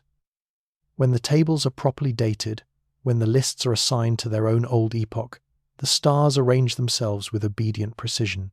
Names on clay, columns of numbers, angles notched in the margin, all resolve into a concordance of earth and heaven, measured by a mind attentive to recurrence and return. The stars come to rest where they are expected, silent and trustworthy. This was the inheritance, a world where the astronomer could look up, consult the slate, or the wax, or the etched tablet, and find the same weave in the sky that the numbers had promised. If the date is right, the star will be right. Alignment as testament, calculation as witness. But in the middle of this assured landscape, something hesitates. A hesitation wears the voice of absence, not alarm. For there are tablets, not many but enough, where the numbers stand too far from where they should be. These are not mistakes, no errant marks, no clumsy notations, not the hand slipping in the night. Instead, you find a pattern, cool and unhurried, repeating across distinct fragments, a subset of astronomical tablets, copied or composed, and then passed along. Their surfaces bear positions for the stars that do not settle into their prescribed order unless the entire scaffolding of time is nudged, gently but inexorably, by centuries. These differences are not shrill. They are recorded with the same calm that marks all the others: angles, distances, rising times, star names, all preserved. You linger with these objects. The evidence is in the calendrical margins, the quiet demarcations between festivals, the intercalated months, small shifts that mark where the record-keeper's world began and ended. The evidence is in the astronomical markers, angles measured, each degree scratched with the tip of a stylus, the name of each star pressed into the surface, their distance from a calculated equinox, their time above the horizon. The scribe inscribes, measures, records. Nothing is stated about why. Across centuries, dust settles, bones of numbers remain. Compared to a modern gaze, the tables breed dissonance. The stars in the tablet are off, but always together, as if the sky itself has slipped sideways. You check each column. The star names are old, but the angles, when run backward with modern software, coalesce around an epoch not their own. It is neither accidental nor random. It is a recurrence not in the sky, but in the archive. There is a clinical patience to how the tables are constructed and later compared. The evidence does not explain itself, nor does it clamour for resolution. Instead, corrections are noted in the margins, new numbers added, old ones subtracted, epochs formalised in terse colophons. Sometimes the epoch is dated, sometimes only implied. Always the process is the same: record, measure, compare, revise, and file away. Another points elsewhere, invisible to the unhurried observer. Silence grows thickest in the colophons, those closures that append rather than conclude. You see this and wonder what end the act of recording served. Nothing in the evidence resolves the tension. There is no single causal story. The tablets stand apart, a sediment of method and silence. Is this a record out of phase, or a cosmos re-indexed? There is only the patterned but unexplained, the cold repetition of measurement unmoored from its immediate night. The stars endure, their roots unbroken by the hands that charted them. The tables align perfectly if and only if their reference point is not here, but centuries away, both before and after, both present and displaced. The celestial and the temporal become mirrors, angled in unsettling ways. Epochs slip across one another, as if the sky's memory was layered, folded, difficult to unpeel. Astronomy as arithmetic, collected against the eroding world. You return, inspecting again the measured angles, the careful names, the intervals recorded in stately sequence. You see that time written in dust can move. You witness that order can hold, but only if displaced. The tension does not break. The observers remain anonymous, their acts preserved but unclaimed. The night mute, untouched, remains beyond the tablet. There is calculation, but it cannot fully restore the world the scribe expected. The list is out of phase, and so are you, as you read, as you compare, as you mark the epochs in your own silent colophon. What did the astronomers see when they set their star positions to another time? The horizon stands quietly, unchallenged. Among the catalogued practices of scribes, the colophon is ordinary, nothing more than a dutiful gesture, a routine notation left as the ink settles, the hands withdraw, and the lines close upon themselves. To copy, to witness, to inscribe provenance. These are the conventions, repeated across clay and tablet, folded into the span of scribal transmission. What remains is the residue of expectation, a colophon, as signature, as record, as silent assurance that what you see is what was meant to be preserved. This was the horizon, the wide limit that rarely shifted. Yet, when silence deepens, a phrase emerges from the dust, uninvited, persistent. Tucked where the finish line tapers, embedded inside the closure, phrases surface with a peculiar weight, from before the water. When counting closed, they are not flamboyant, but their recurrence is neither random nor explained by rote. There is a pattern, small and local, in which the expected dissolves and something else time-bound, lexical, takes its place. These phrases do not stride from archive to archive. Outside their cluster, outside their silent sector, these words rarely echo. The catalogues from distant holdings do not record them. The glossaries from other scribal lineages pass over them. The pattern is both present and absent, defined almost as much by its restraint as by its recurrence. The evidence is philological, a thin light cast across the strata, refracted and precise. What survives is a mesh of hand and sign and residue, strips of clay, moments preserved, each bearing the scribe's mark, each ending or beginning with these phrases that resist the wider tongue.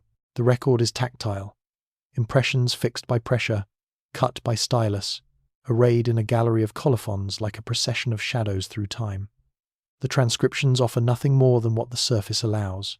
Every sign is catalogued, angle by angle, gloss given in the narrow glossaries, frequencies stacked side by side in rubricated ledgers. Patterns are noticed, never claimed. Hand comparison, too, enters the ledger's silence. Not just what is written, but how the sign curls, totters, or holds steady. Localized hands show recurrence. The phrase repeats, sometimes with minor variation, sometimes settled into a fixed form. Across another archive, the phrase vanishes. In the numinous patience of the recorders, each absence is noted. The evidence only accumulates. It rarely justifies. The phrases are present in one archive, absent in another, their boundaries not lines, but regions where expectation thins toward ambiguity. Borrowing the rhythm of the tablets themselves, you pause, return to the phrase, again, from before the water. It appears, not as an interruption, but as a shadow beneath ordinary words. When counting closed, here the ordinary act of numbering the succession of items, the sequence of entries folds back upon itself. The phrase suggests a threshold. There is a before, there is an after. The text neither confirms nor denies. It is only in the repetition that the force gathers, like the hush in a long corridor. Some documents, by invoking this pre-count phase, translate epochs into boundaries, treat time not as flow but as segments. The edge of water, the closure of counting a line drawn, a silence recommenced. Glosses are dutifully recorded. Nothing is inferred. The word for water is catalogued, paired to its sign and its echo in other tablets. The word for closure, for counting, passed through every example. The logic that might bind them is reticent, refusing extrapolation. The archivists make no leap. Instead, they layer observation. In this regional clutch, the phrase is persistent. It repeats, falls silent, then reappears, unchanged. Frequency counts are tabulated, margins annotated, but the meaning does not yield itself. It merely waits. Here, the work of memory is mimetic. Every sign recalls its predecessor. The colophon does what colophons do. Marks, repeats, and fades into the end of the line. Yet, in some rooms, at some moments in the history of keeping records, repetition thickens into something else. Before the water, the ink dries again. Before the water, again, as dust settles over the archive. The phrase neither expands nor contracts. It does not explain. Its presence is as insistent as it is mute. What the scribe witnessed, what was marked as ended and what has begun, slips between layers of the clay, preserved only in the persistence of the phrase. The notes in the margins are exhaustive, without illumination. Each transcription, each comparison, each statistical rendering is a gesture toward finality that never arrives. You circle the evidence again, as archivists must, watching the phrase repeat and recede, stubborn, self-contained. The authority of the ordinary colophon is undisturbed elsewhere, but here the ordinary and the anomalous interpenetrate in language that marks rather than clarifies. What did the scribes mean when they wrote "before the water" on otherwise routine copies? It begins, as all horizons begin, with the presumption of clarity, overlapping languages, folding together in the dust of old documents, translating function, translating intent, translating the silent lines of authority into the written form. Bilingualism as a known quantity. Observed and catalogued Sumerian on one side, Proto-Akkadian awaiting its own turn, each tongue charted, considered, and accepted. The record is supposed to be clear. It is supposed to be merely a matter of language. The system accommodates, adapts, and moves forward, or so the tablets seem to assure you at first. And then, beneath that surface of surety, a fissure reveals itself. The objects are humble, ceilings, tablets pressed with care, clay shaped and cooled. The evidence is not hidden. It does not conceal its complexity. On these objects, dual date formulas emerge. Not a simple translation, but two inscriptions, Sumerian, Proto-Akkadian, side by side. The expectation is that they will mirror each other perfectly. Instead, the numbers within the Sumerian inscription do not convert neatly into their Proto-Akkadian counterparts. Years, cycles, administration enclosed within these contrasting numeric systems. The clay holds them both, equally. Both scripts are present, both numbers certain in their own logic, yet they diverge quietly, without controversy, precisely where one would expect them to align. The parallel persists, they are paired, yet distinct, close, yet separated by irreconcilable detail. Scratches across the surface, unhurried, nothing rushed. Each stroke declared by a hand now absent, pressing calculation into a medium older than certainty itself. The Sumerian date, held in its own system. The Proto-Akkadian formula, its numbers compiled according to a parallel rule, both placed on the same object, the same compact square of clay, neither one erasing or overruling the other. The numerals do not agree. Each system frames the year differently, a sequential ambiguity in baked earth. A neutral register is kept. The cataloguer places parallel entries describing inscriptions, notes their orientation and proximity. Numerals are transcribed silently. The clay shows no sign of conflict or correction, no marks of overwriting, no attempt to erase. Everything remains. The numbers are recorded, measured, compared, each against its parallel counterpart. The catalogue describes inconsistencies with restraint, resisting resolution. This side says 1 year, that side, another. The archive accumulates, line after line, neutral and silent. What endures is not certainty, but the coexistence of difference. Before these tablets, you linger. Administrators once handled these objects, perhaps moving them between domains, perhaps regarding the paired numerals as functional rather than contradictory. The evidence leaves a space. It never closes in. The clay has cooled, the impressions set. Now, each date sits stubbornly in its own system, neither conceding ground nor reaching toward the other. You are not shown a debate. No, voice insists.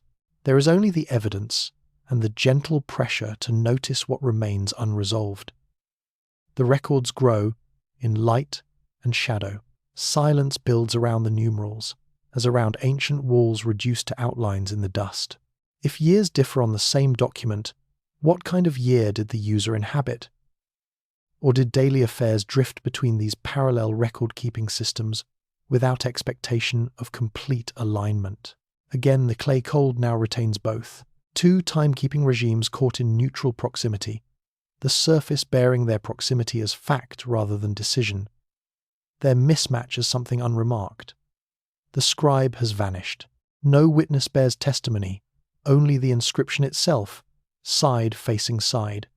Every administrative action, silent. Every calendar, fragmentary. The horizon, so often defined by its clear line, recedes again into ambiguity. One language sits beside the other. One numeric system mingles with another, neither yielding nor overtaking, neither system providing a bridge or a path. Catalogers now proceed in silence, their work a quiet rotation of objects, notes, and records. They measure discrepancies without interpreting them. The record is accumulation, never argument. Quietly, the misalignment is marked, stored, noted in ledgers and inventories. The passage from meaning to mystery is unhurried. It is simply the shape of what remains. There is no conclusion, only the contrapuntal relationship of the evidence itself. Numbers in tension, systems in silent dialogue. The clay preserves both. The surface endures. No final remark closes the gap. And here, in the present, in the space cleared by these dual inscriptions, one question emerges, echoing out over the baked horizon. Which of the two dates did the user of the object observe? The horizon, as once described and quietly inherited, assumed a gentle undulation. It was understood as steady, patient, an accumulation of small increments, something morphing but never breaking. Within the field and the archive, the expectation was that diet, like so much else, would shift with the slow weathering of habit and field, the gentle drift of land and people across eras.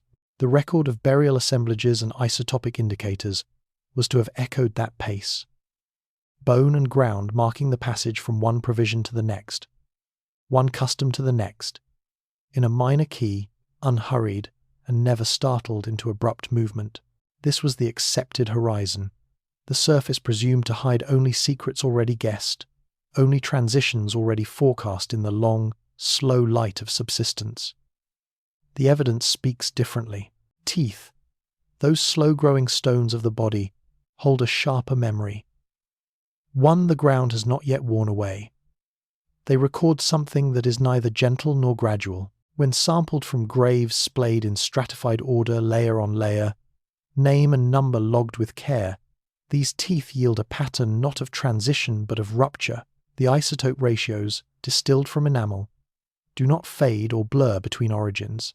There is no drawn-out mix, no incremental dilution. Instead, the data forms a sudden line, before and then after. A cluster of values in a narrow window, like a fault in the archive, measured, graphed, and read in the sterile calibration of laboratory light. The values do not shade into each other. They collide. The absence of intermediates, no in-between, no warning slope, remains as pronounced as the presence of the numbers themselves. Alongside, animal bones yield their own testimonies, assemblages, sorted again, entered in lists on paper and by memory.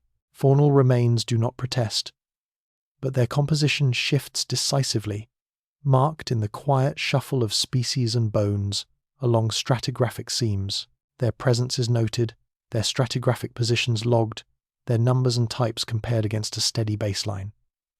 Bones laid above and below name, the change with the silence of what is no longer present. Reports accumulate, tabulating the differences, offering up corroboration through subtraction and inclusion. Sample locations are entered in the record with relentless objectivity. Plot and subplot, trench and locus. Teeth are tagged by burial depth, type, and context. Each isotope value is inscribed on laboratory forms, with decimals carrying the memory of days spent in enamel, years spent below the ground.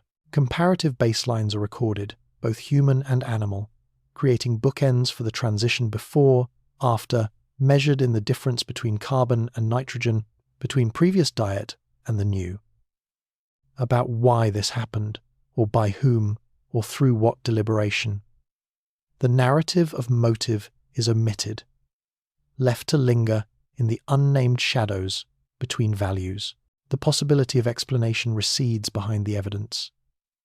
There is no invocation of culture, no speculation about belief or want. The records remain strictly corporeal, limited to the bodies themselves and those things found alongside. Tension lies in the physical reality, in the quiet pressure of altered provisioning. If multiple individuals experience this shift together, if in the ground there is a line crossed by many bodies, then the social rhythm itself must have reconfigured, invisible but real, moving under the skin of calendars and the metronome of yearly yields. Teeth keep the memory, mineralized by childhood, by diet, by what the body embraced. Their enamel closes around the events with silent certainty. They endure, bearing their chemical stories, even as the voices that ate and spoke are lost. The isotopes, colorless and precise, remain embedded, refusing to forget. When unearthed, brushed free of soil and trauma, they allow nothing more than the numbers that cluster, not drift, that break, not blend. Above them, graves fall quiet. Rows and scatterings, orientations and depths, each grave now a piece of the record, each silence heavy with deferred explanation. The ground holds its quiet, refusing to supply a reason, offering only the sharpness of the change. Calendar and yield those words, for time and abundance are invoked only in the mind of the observer, never in the ground itself. The provisioning that shifted so rapidly, the social cadence that must have given way, are not visible in the bones, nor in the tabulations. They are present only as inference, haunting the intervals between values, the intervals between one burial assemblage and the next. The laboratory reports record the evidence in columns and decimals. The archive preserves the forms, the labels, the exactitudes of positioning and measurement. Yet in the end, what is left is silence, stratified, compartmentalized, allowing no conclusion. The witness is the evidence itself, unspeaking, offering up only the possibility of what is not known, what remains unspoken, what lies after the abrupt. What calendar governed the provisioning that altered so quickly? It is accepted, quietly and almost without ceremony, that the architecture of bureaucracy is total. You begin here, in the long shadow cast by order. Every ledger, every protocol, every administrative hand is guided by the same premise. Notation is both comprehensive and systematic. The horizon seems flat, unmarked, beyond the gaze of the last recorded figure. In such a space, nothing escapes. All is named, numbered, classified, filed. This is a comfort without embellishment, a surface rendered smooth by procedural repetition and the weight of institutional memory. The corpus of tablets, clay, stone, parchment, paper reveals a less seamless design. It is not the contents of the main columns, nor the planned logic of the entries, but the silent presence along the edge, a membrane of margin. Here exists a record not assigned a voice, but left to endure in marks that are brief, cryptic, and recurring. Shorthand strokes, lines scored through numbers or names, isolated numerals, floating without clear referent. No legend accompanies them. No single note explains their purpose. The witnesses to their creation are lost, if they were ever known. You observe not the record, but the marginal evidence of recording. The tablets, their surfaces scarred by routine, become more than their intent. Each margin harbours a fragment, a secondary economy of marks. It is not the inventory, nor the central tally, but that which persists on the periphery. The half-erased, the ambiguous, and the unresolved. You notice them by absence as much as by presence. Some marks are faint, nearly erased by the friction of closing and opening. Some remain bold, stark against the monotonous grid. There is no story of their making, only a residue that resists assimilation into the ledger's primary language. The evidence is documentary in its orientation, unyielding in its material specificity. Marginal annotations are photographed in silence, a slow procession of pages lifted, angled, illuminated. Erosions, smudges, intentional strike-throughs, each is preserved in a careful frame. The photographer's hands do not disturb, but witness. Over days and months, these instances are categorized by hand, one by one, as if their recurrence was sufficient reason for trust. Each mark's typology is not yet theory, but only an act of aggregation. Here a shorthand glyph, there a single diagonal, here a lone integer standing apart. Frequencies are tallied, not for conclusion but for the gentle weight of accumulation. The spatial relationship of each marginal sign to the main text is mapped, the record choreographed like a silent dance between center and periphery. Some notations cluster near entries struck through. Others seem to float in vacant corners, where the absence speaks as loudly as inclusion. The observer compiles an inventory of associations. Mark with date, strike with sum, numeral with blank line. The urge to resolve remains, but it is held in abeyance. The catalogue grows, incomplete in intention, exhaustive in practice. The practice itself becomes a fragment, routines repeated, annotations re-encountered, patterns recorded for a future that may only add another layer to the palimpsest. Description here is catalogue-like, by necessity, not choice. To narrate would be to betray the neutrality of the evidence. Instead, you circle, returning to the signatures and absences. The marginalia resist resolution, standing as reminders of a procedure both practiced and withheld. For every list compiled, for every frequency counted, the archive deepens its ambiguity. Each mark is an answer offered in a language we are not permitted to read. Margins may be places where the protocol of exclusion, the silent ritual of omission, has been inscribed. If periods, names, or accounts have been excised, their erasure leaves a shallow trough on the surface. The main archive appears whole, but in the shadows of its own record-keeping, something else is recorded, that which is not meant to remain. Suppression is not triumphant but small, contained in the flick of a wrist, the barest alteration of a column that signals not presence but the intent of forgetting. It is not the fullness of memory, but the tiny fractures in its vessel. In this way, exclusion becomes both systematic and accidental, both enacted and denied within the closed language of the margin. The notebooks, practical and anonymous, are closed at last. Their main texts promise certainty, offering the comfort of finality. But the margins resist closure, living on as miniature palimpsests, layers of omission and almost forgotten intention. Even closed, they hold what cannot be organized, brackets that fail to contain everything meant to be left unsaid. The dust of their silence settles. What did the marginal marks intend to protect the ledger from revealing? The horizon, once accepted and fixed, stretches ahead in measured lines. The horizon's meaning is established by repetition. Omen sequences are accounted for. Linear, cumulative, a quiet certitude holds the edges, reassuring in its gradual accumulation, joined clause by clause, sign by sign.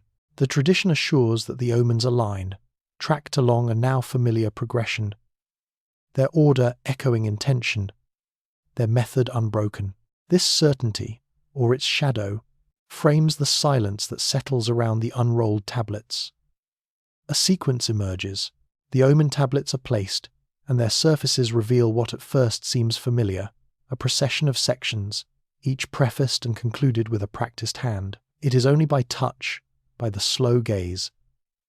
The conditional clauses occur and reoccur, not in error, but in grim calculation. The same phrase returns, a refrain caught between records, words laid down in hardened clay, their forms unyielding, repeating, insistent, formulaic. They are anchored by a peculiar rhythm, a temporal frame that no longer finds reference in the other tablets, a time counting that has lost its correlates elsewhere in the corpus. Each clause repeats, bearing a marker that indexes it rigidly to points along an unseen line. These are not random echoes, they are indices to a scaffold now erased. The text, with unrelenting precision, marks boundaries long since concealed by dust and translation. There is no rush to conclusion. Instead, there is a procedure, rigorous and silent. The clauses are listed, their patterns transcribed with care, frequencies of repetition computed, intervals compared.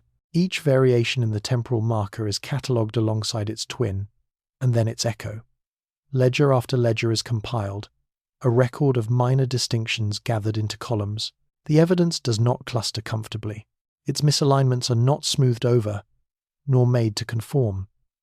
The record keeper lets the differences remain, almost as a form of respect for the logic that once shaped them. The gap between the clauses becomes visible by its persistence, by its refusal to collapse.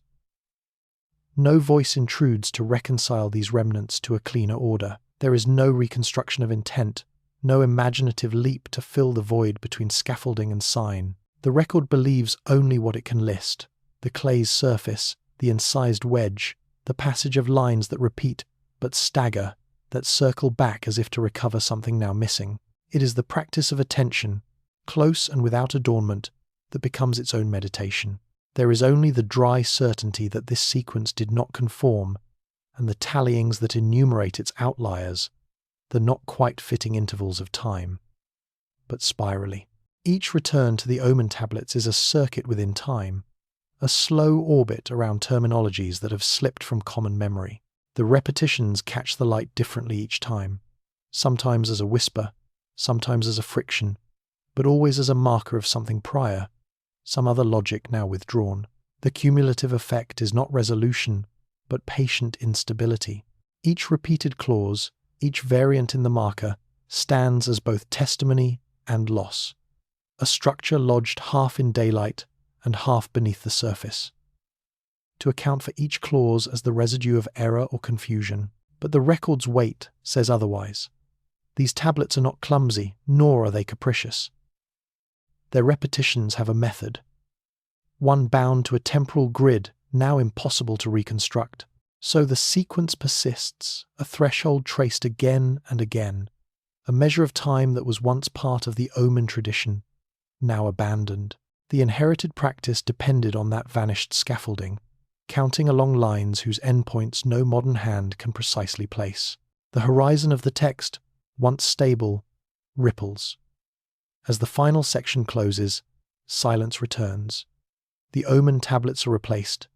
Dust gathers along the inscribed lines, and the repetitions linger. They do so not as mere artifacts, but as the echoes of measuring, of keeping time by forgetting, by repeating. The evidence is spoken only in the language of form, clause, and count.